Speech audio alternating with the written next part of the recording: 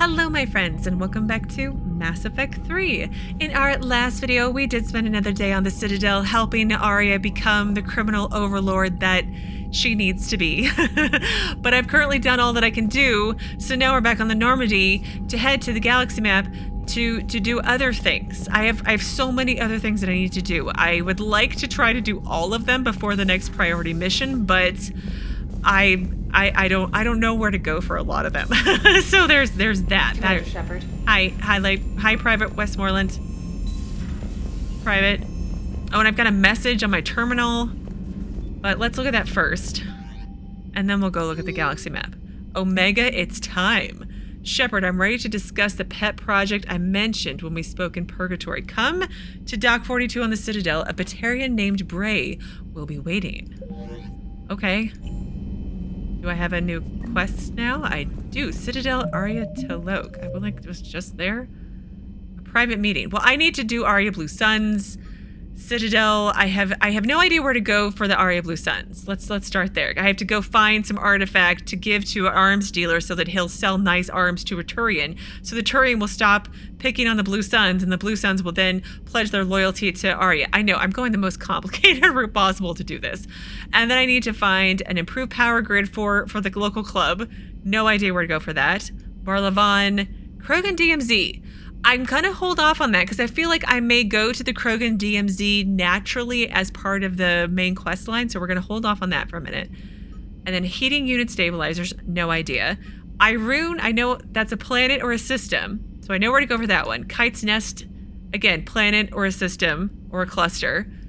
Benning Evidence, again, planet, system, or cluster, and then same thing for Ismar Frontier. So I've got at least 4 that I should, in theory, be able to do if I can figure out planet, system, or cluster.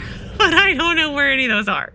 So let's head to the galaxy map and try to figure it out. Because they never really are very specific.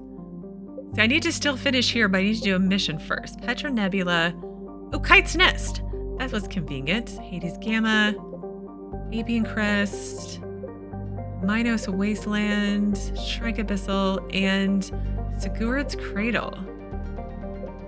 Hades Gamma. That comes up on the news quite a bit. But Kite's Nest. I know what's there. So let's head to Kite's Nest. That's one I can definitely do at least.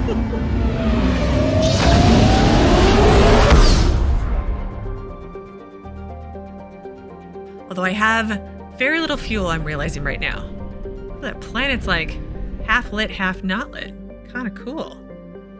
Okay, so how many systems are we looking at here? If I go around this way, it will tell me. So 2, 3. Okay, let's start at Vular. Well, that's a long ways away. Oh, I'm maxed out on fuel. I did go get fuel right before the Citadel, didn't I? At the only place I know to go. I'm hoping there'll be more options as the game progresses for me to get fuel. Oh, Vana, find artifacts. That was convenient. Let's do the planet reading first. There we go. Urszbat was a wealthy Batarian colony rich in farmland, minerals, and manufacturing infrastructure. Little recent information about it has escaped this section of space, but radio traffic from the planet paints a dire picture. Indoctrinated Batarian officials are offering rewards for every living body brought to the labor camps, slave or not. With the state apparatus at their disposal, Reaper units are coordinating house-to-house hunts for resistance members and paying those who turn them in. Wow. Government propaganda dismisses the smell of the processing ships as a natural byproduct of Reaper energy consumption. Columns of dust from annihilated cities tell the story of those who disobeyed. Wow. That's horrifying. Anything in this asteroid belt worth scanning eventually? Apparently not so much. Azimir is a hydrogen-helium gas giant whose gravitational pull perturbs the orbit of 2 nearby asteroid fields. adding momentum so that asteroids shatter during collisions rather than accrete into planets. I'm saying this word wrong. It's fine. Debris from a great battle can be seen here. Batarian naval ships, merchant ships, and a few Reaper destroyers have been pounded into wreckage. It appears that the Batarian Navy tried to defend the Helium-3 refueling stations, giving civilian ships time to escape the system. Oh, they put up some sort of defense. Okay, anything in this asteroid belt? Probably not.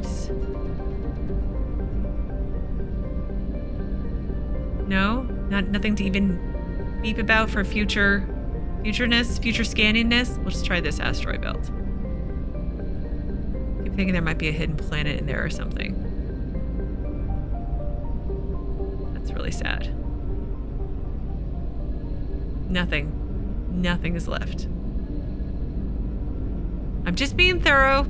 Okay, Vana. A large rock planet, Vana is covered in prodigious amounts of dry ice, leaving only thin traces of gas for its atmosphere. Uranium deposits drew Batarian miners to Vana long ago, and when that was exhausted, they moved on to its magnesium. The Reapers have exterminated the colony here, punching holes in the doomed cities and leaving its occupants to asphyxiate. Yeah, that's horrible. Okay, we're gonna back out and save. And then we're going to scan. Ugh, it's just awful. So I'm assuming I need to scan this planet. I found something. Yeah. The Reapers get alert way too fast, in my opinion. Okay, over here some more. Maybe. Some more. Move over some more. Now we're... Where are we even going? Oh, right there.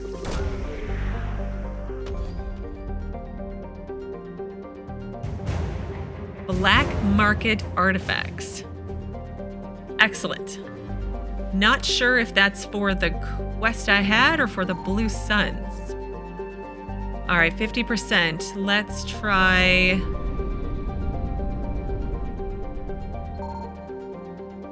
No. Oh, they're coming. Oh, here we go. Investigate before they come to get us. Oh, fuel. Great. Let's leave orbit. That's 100% from Vular. Light jump successful. Ooh, great. Let's head over to Untrel. Okay, let's do... Ooh, big star. Like a lot. According to Batarian propaganda, the Batarian population exceeds the Council races. The Batarian military is the most powerful, and the Batarians' unlivable hothouse planets are the hottest and most livable. Their best proof of this last point is Jesika, which closely orbits the scorching yellow-white star Untrel. Jesika's nitrogen-heavy atmosphere might once have held oxygen, but if so, it burned off long ago. Yeah, because it's so hot. Even robo-miners don't care for Jesika, although some modern mining equipment can withstand the heat.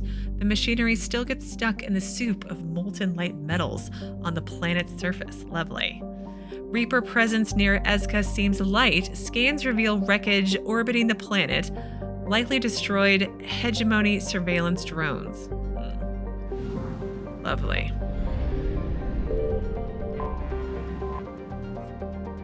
Close is a rock planet with almost no atmosphere to speak of. Consequently, the planet retains fairly little heat considering how close it orbits to an energetic star. The relatively mild temperature made Close attractive for robomining with an emphasis on platinum. The planet also has an abundance of sodium oxide used in the manufacture of lye, but profit margins on that compound are thin by comparison. The Reapers have destroyed the orbital stations surrounding Close and cut the strands of space elevators that earlier generations of Batarians used to transport goods to orbit. Reapers just ruin everything. Oop. There was a beep over here. Gotta remember that one. Adek is a brutally hot and wet garden world covered with molds and lichen analogs. It has many viruses and bacteria lethal to Batarian physiology. The hegemony colonized Adek early in its expansion, but few of the colonists wanted to stay. Well, obviously, the result was domination by a class of landed slave owners.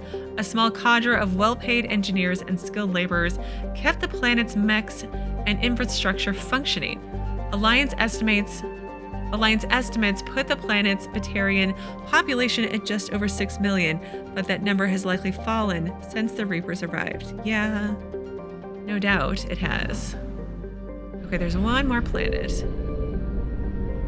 Somewhere. Let's poke around the asteroid belts for a minute. Nothing.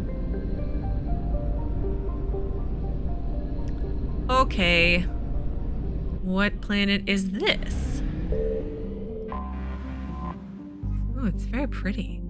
Uza is a methane-rich gas giant. The wreckage around the Helium-3 infrastructure is unusual. It looks as if fleeing Batarians tried to sever the collection equipment and take it with them when they were attacked. No Reaper ships, functional or otherwise, are immediately detectable, suggesting that the Batarians may have actually turned on each other. Well, that sounds productive. Of course you did. Because why not? I mean, it's fine. I don't have to deal with it, I guess, right? Okay, so there was the beeping over here. Okay, so let's scan. Signal confirmed. Ooh. Oh, investigate quickly. Fuel, thank you.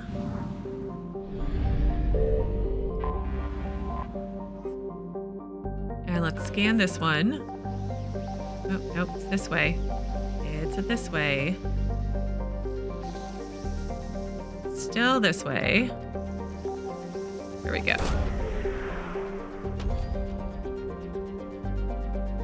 And. Credits recovered. Amazing. And Untrel is also done. So we just have Khar'shan left, and that's where I started off. Lovely.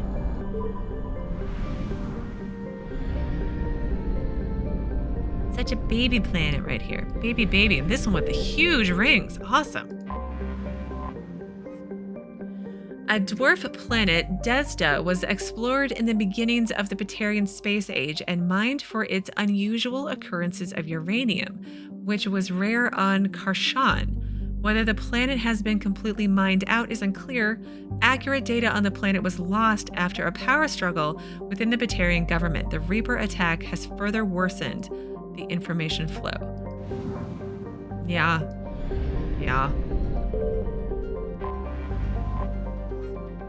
Khar'shan, the Batarian homeworld, is wrapped less in mystery than in outright lies. Yeah, Batarian propaganda claims the world has 15 billion inhabitants and an economy that rivals the Asari.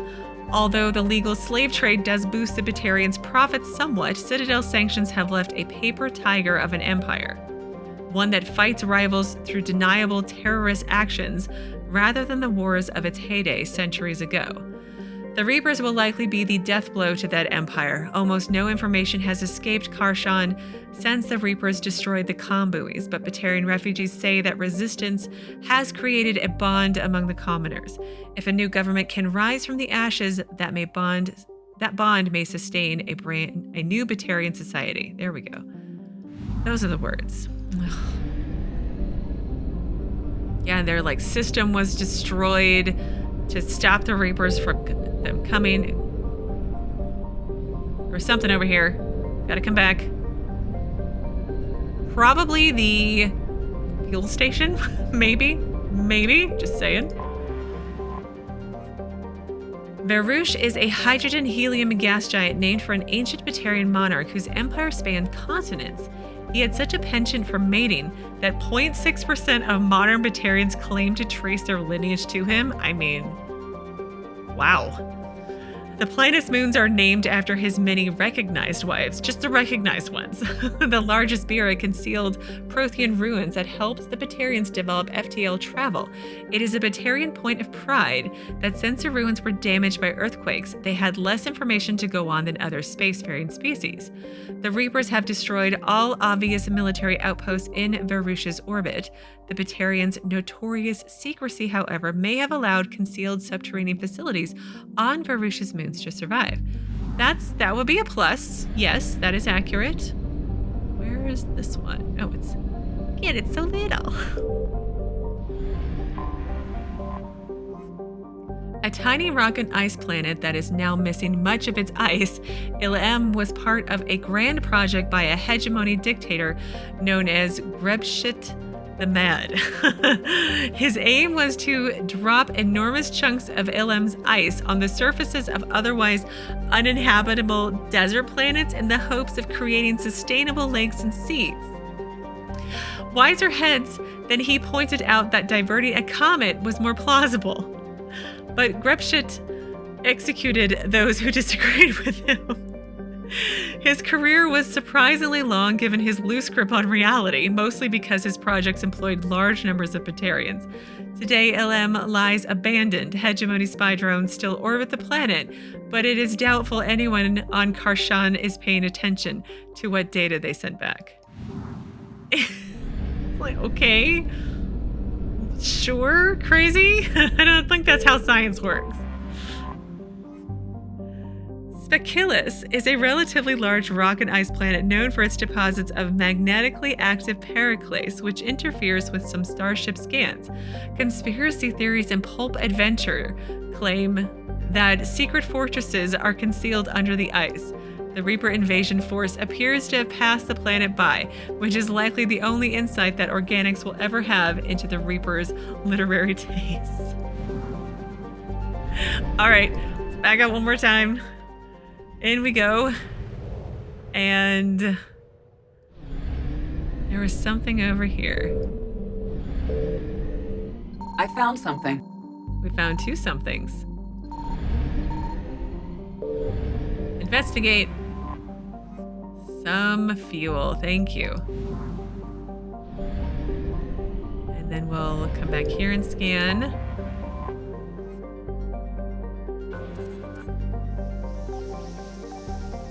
It always seems to take a minute. Oh, that was nice and easy. And weapon upgrade kit. Very nice. Okay, let's come over on this side. Oh, nice. They're coming! They're coming! Start scanner. Maybe we can rescue some Batarians and they can join our group.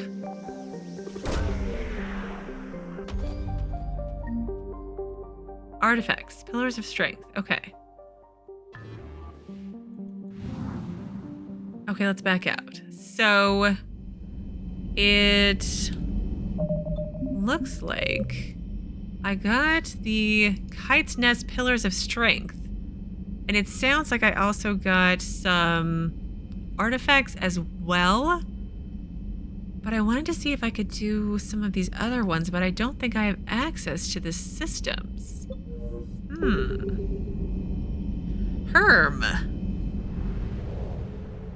Well, let's head back in here and go to the relay.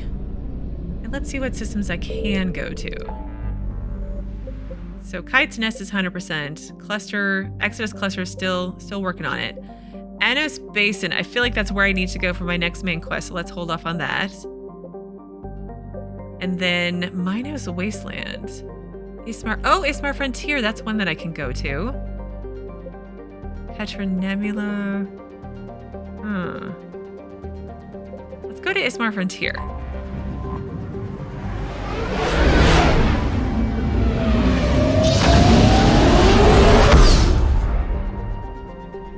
Well, looks like there's just the one system, so... Oh, it's got a fuel depot. Nice. Okay, well, let's hold off in case I get some more fuel. But let's do this system, and then I think we may do one more. I'm just trying to knock off a bunch of the side stuff before the next main quest is possible. We'll see how long this takes. A hydrogen methane gas giant, Lipini, and its moons have been cursorily scanned by space probes and found to have little in the way of rare resources. The galaxy at large considers it unremarkable. Oh, I always feel so bad for planets that it's boring. Nobody wants to be its friend. Vecchio is a moderately sized terrestrial world with a thin, hot atmosphere of carbon dioxide and nitrogen. Initial surveys found trace amounts of iridium, but little else of interest in the silicate desert sands that cover much of the surface of the planet. On a recent tour, the Alliance surveyor ship Coop discovered a group of partial graves hidden in the equatorial mountain ranges. The ancient skeletons in the burial sites are obviously humanoid, but incomplete and poorly preserved, which has made them difficult to identify. Fragments of primitive ceramic grave goods were also found nearby. This raises further questions about who once traveled to this inhospitable planet, since the closest garden world, Volturno, has no intelligent life. Human universities are planning further archaeological investigations. They're not right now. They're a bit preoccupied, not dying at the moment, I think. A so-called super-Earth, Volturno is home to organic life but is nevertheless uninhabitable for the near future. Currently in an ice age, most of the planet from the latitude of 30 degrees north or south is a frozen wasteland, and so most organic life limited to algae and lichens resides near the equator. The strong gravity prevents any sapient species but Elcor from thriving on the planet, and the Elcor cannot breathe the planet's atmosphere, which contains lethal amounts of carbon dioxide in addition to its oxygen. Small packs of Vorcha squatters are attempting to take the planet for themselves illegally, but most of them live in miserable existence in the planet's crushing gravity and die from falls and medical complications. Only terraforming on a massive scale would turn Volturno into a habitable world, and the Elcor lack the political capital with the Citadel Council to begin such an effort. I feel like I vaguely remember this planet. I'm feeling really bad for the Vorcha who felt compelled to go there. A hydrogen-helium gas giant, Metaponto, has developed a helium-3 fueling station funded by Elcor business interests who hope to bring enough attention to the system to attract terraforming investors and thus eventually develop Volturno as a habitable world. Thus far, they have met with little success. Yes, not even the Reapers are invading, so that's nice, right? Something. A relatively small hydrogen-helium gas giant, Polino remains underdeveloped while its sister planet, Metaponto, garners all the attention. Oh. This was not always the case. In 2180, news stories seeded throughout the extranet claimed that Element Zero was being found on Polino's moons in record loads. This turned out to be a scam spread by the Dunawarachum Consortium, an Elcort corporation, trying to scare up investors. After a small fleet of space probes scouted the area, the hype quickly deflated and the myth only persists now in unwanted extranet email messages. Oh well, let's back out and save. As usual, just in case the Reapers get me. Okay, so let's start here. No. Here. Signal confirmed. Oh, nice.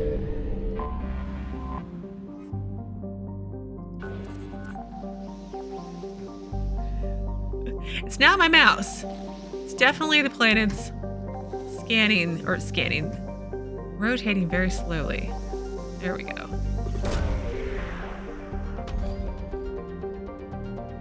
And advanced biotic implants. Oh, didn't somebody need that? Maybe?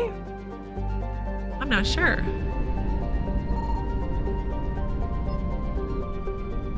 Oh, 100%. We're already done. Wow. That was super fast. Well, let's head back to the mass relay. Let me see. Well, I haven't been to Minos Wasteland. And there's another one over here. I haven't finished Exodus Cluster, and I haven't been to Hades Gamma, but we've done 2 systems, so let me back out. And I think I need to... Let's refuel since there's a fuel depot here. And then I think we'll just head to the system that I'm pretty sure is where I need to go for the next main quest. But let me back out completely. There we go. Now it's saving. I'm just like, please, can I go to the galaxy map? Like, in the Normandy? So I can save properly? Just in case something horrible happens? Okay, Anos Basin, meet with diplomats. Pretty sure that's where I need to go for priority Sur'Kesh, maybe?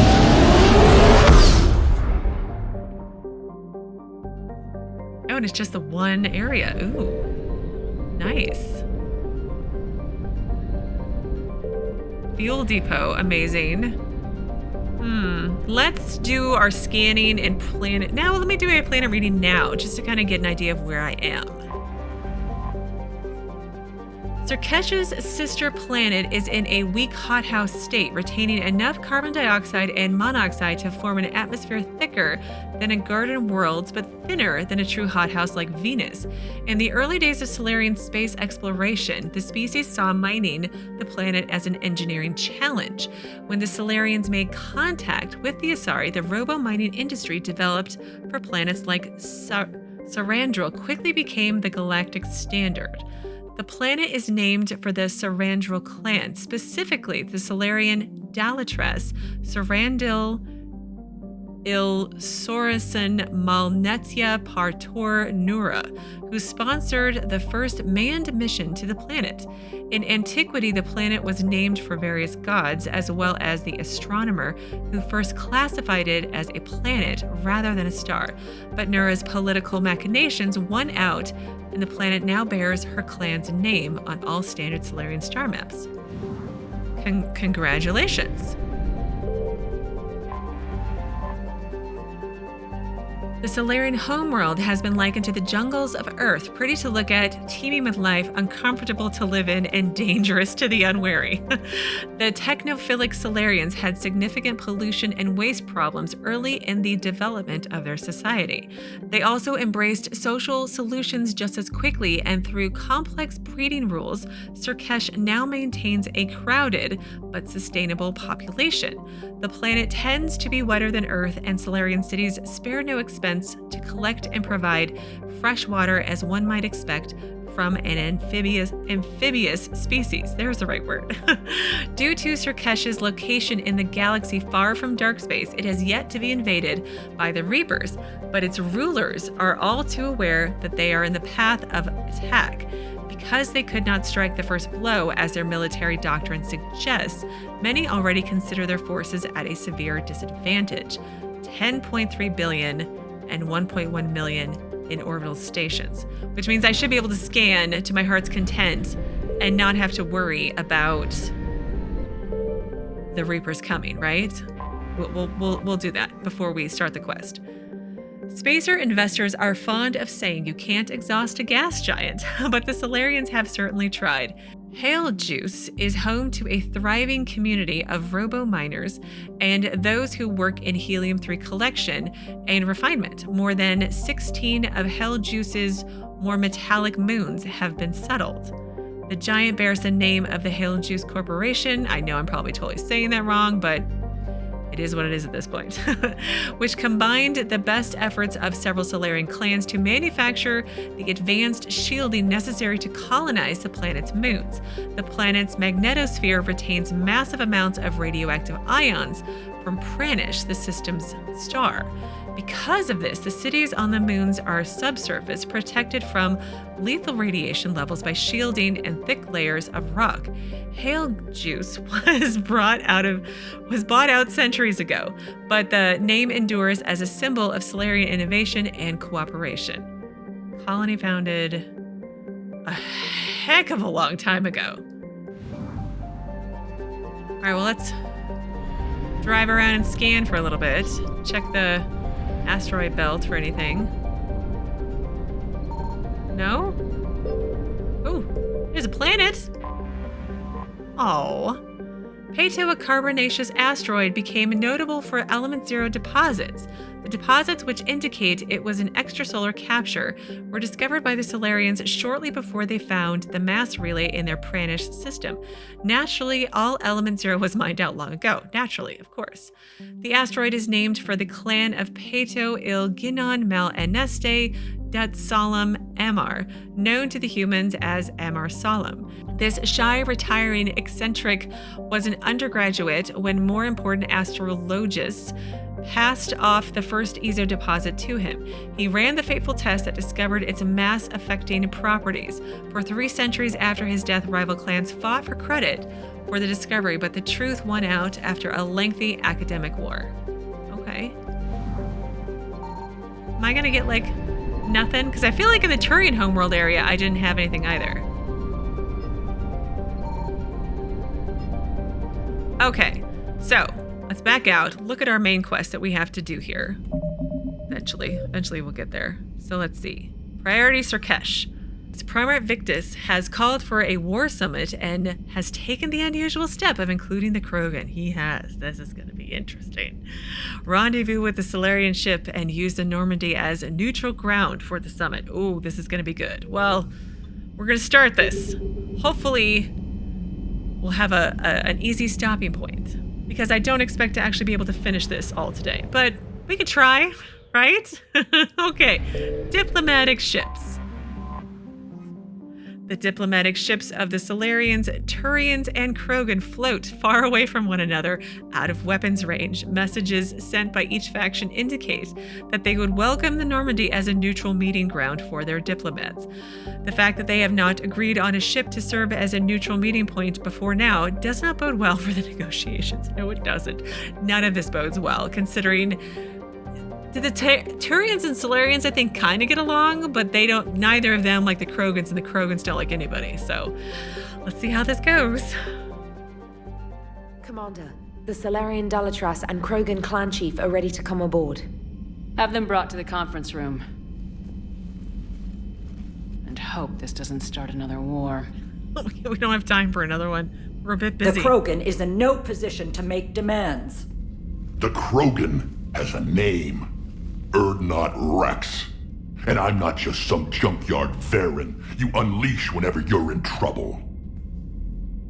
I've got my own problems. Reaper scouts have arrived on Tuchanka. So why should I care if a few Turians go extinct? Trying to draw out negotiations will get you nowhere, Wrex. I have no time for it. Just tell us what you want. I'll tell you what I need. A cure for the genophage.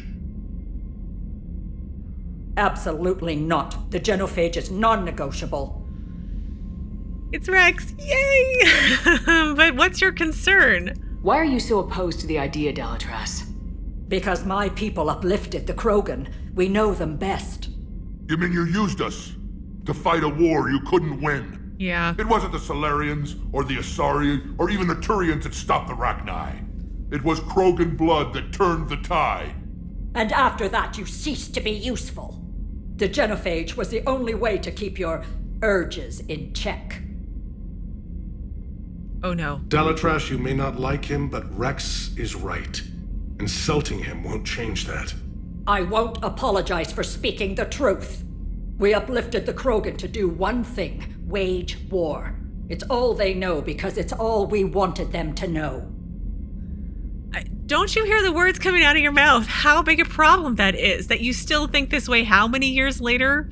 And, like, oh my gosh. Like, and we only built them to go to war for us because we couldn't be asked to do it for ourselves, or we weren't any good at it, and we weren't as good at it as they are. It's just, do you understand why they don't like you? Because, like, I don't like you right now. Yeah, your people totally miscalculated. Your people should have thought the matter through then. Was it really a surprise the Krogan revolted? That's precisely my point, Commander. We made a rash decision. We turned to the Krogan in desperation. It's the same mistake you're about to make today. No good can come from curing the genophage. But they deserve, I'm sorry, I think they deserve it. I know you're concerned, and I understand your concerns, but we're at war against the Reapers. bigger picture here, and the Krogans deserve a second chance to do better this time. And I have to hope that Wrex will do better. I get it. I understand your concerns, but like, we gotta try. The Krogan have paid for their mistakes. The genophage has gone on long enough. 1,476 years, if you're keeping track. It was 1,000 years of peace, free from these brutes. Enough! Whether or not they deserve a cure is academic. It would take years to formulate one. My information says otherwise. Yeah. A Salarian scientist, Maelon, grew a conscience. He was on my planet, testing a cure on our females. I remember. His methods were barbaric. But what you didn't know is that other females survived his experiments. So the Dalatrass here sent in a team to clean up the whole mess and to take them prisoner. Oh no. Where did you get this? It could be a fabrication. Don't insult me. Those are my people. They're immune to the genophage, and you're going to give them back. Dalatrass, is this true? How will curing the genophage benefit my people? Because you need allies. Because if you don't help us, you're going to be fighting the Reapers all by yourself. How about that? How long do you think you'll last alone against the Reapers? Because if you don't help, that's how it'll end up. And I'll be the last friendly Turian you ever see. What's it gonna be? The females are being kept at one of our STG bases on Sur'Kesh. But I warn you, Commander, the consequences of this will be felt. Will be nothing compared to what happens if the Reapers win. Let's get the females. You're not setting foot on Sur'Kesh. This will take time. It happens now. As a Council Spectre, Shepard can oversee the exchange. Uh-huh. We're going. Is Wrex gonna come with us? I won't forget this, Commander. A bully has few friends when he needs them most. Same could be said about you, sir, madam. I'm not sure. I don't know if it matters. Okay, we're gonna bring Garrus because I want to, and then Lara because I want to, because it's been a while. Let's cycle Liara's appearance to power damage plus 25. Okay, is it this all that she gets option-wise? Power recharge speed. Yeah, we'll go with that one. And then Garrus, weapons damage. Although, wasn't I trying to do one where he takes less damage? Because I could do that one, but I don't like him in that outfit. I like him in that outfit, which is weapons damage. So we'll take him like this. It's been a minute since I've had these two.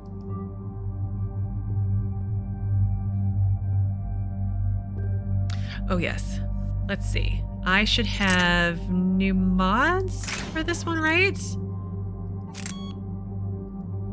Armor piercing mod 2. Did I have... Oh yeah, I forgot I've got that. I need to... So armor piercing mod 2, and then magazine upgrade, more rounds. Oh, let's keep it. Let's keep it. And then that should be all good. And then Liara's loadout.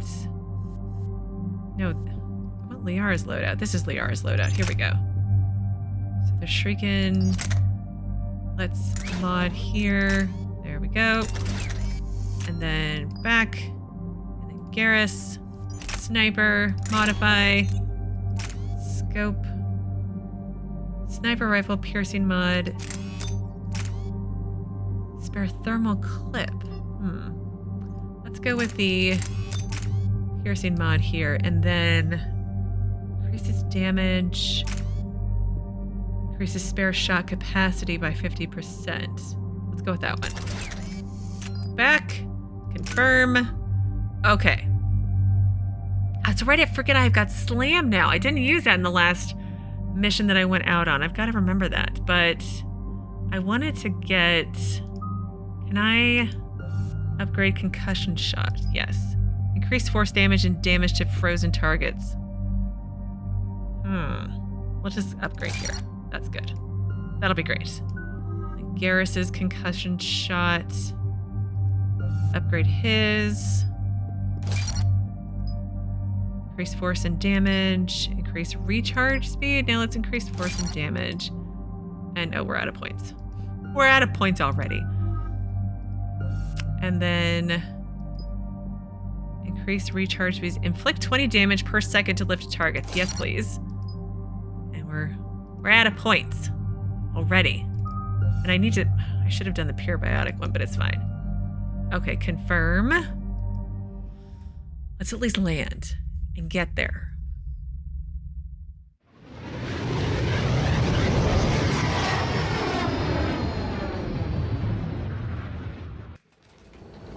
This is the Salarian homeworld we're headed to. They aren't used to seeing Krogan here, so let's keep it simple. We land, get the females, and leave before anyone changes their mind. I still don't trust a word they say. When in doubt, scare them. I don't trust them either. But let's try to be friendly. No, when in doubt, it's Wrex. When in doubt, scare them. If they start backtracking, the angry Krogan act couldn't hurt. Who said anything about acting? Just try to keep it verbal. These females are the best and probably last hope for my people. I know. We'll bring them back, Wrex. Don't worry. I appreciate that, Liara. I wouldn't want anyone else along for the ride. I suppose I can make room for you too, Garrus. Yay! Figured you'd gone soft sitting on your throne. Forgot how to hold a gun. Commander, I have the Salarian base on sensors. Set her down.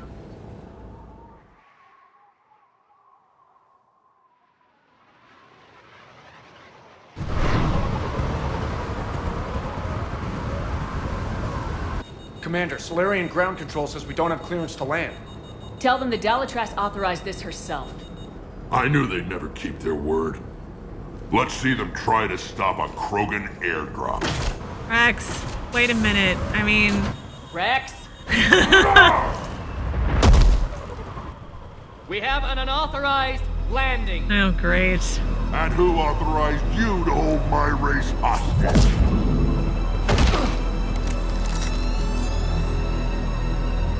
Shepard, I think you need some help.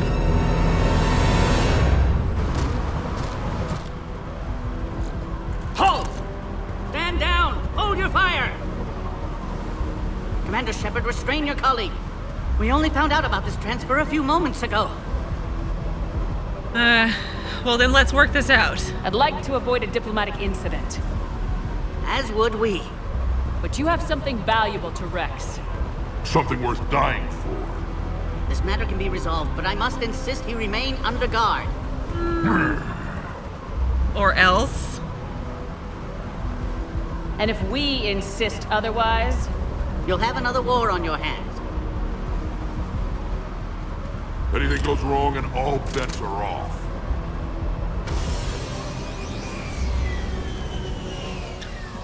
I'm Pudok Wiks, and I appreciate your understanding, Commander. With war on everyone's minds, our people are on edge. The heck? Careful! Watch the containment shield! I'd hope to never see one of those again. Right? As you can see, this base contains sensitive information. Sensitive information? What are you doing? What kind of work goes on here? Evolutionary trials, morphological simulations, exogenetic assessments. Nothing is ever simple with Salarians, is it? Science has always been our best defense. The research we do here has kept Sur'Kesh safe for millennia. Maybe if you stopped messing with other races, you wouldn't have as many problems. Yeah, like studying Krogan. Does that include studying lost Krogan? The females were in poor health when we found them on Tuchanka. They were brought here to stabilize their condition. Mm-hmm. This whole planet smells wrong. I'd like to see them. Of course. I'll need to clear you for the lower levels. Give me a few moments and meet me near the elevator. Attention biolabs. Please prepare for yacht specimen arrival. Lovely. All right, well, I'm going to take the opportunity to pause here for today. So in tomorrow's video, we'll hopefully not start another war, save some Krogan females, make Wrex happy, and go from there. I have low expectations that any of that's going to actually happen, but we'll see. But as always, thank you so very much for watching. Please do keep yourselves safe, and I will see you again tomorrow with another new Mass Effect 3 video.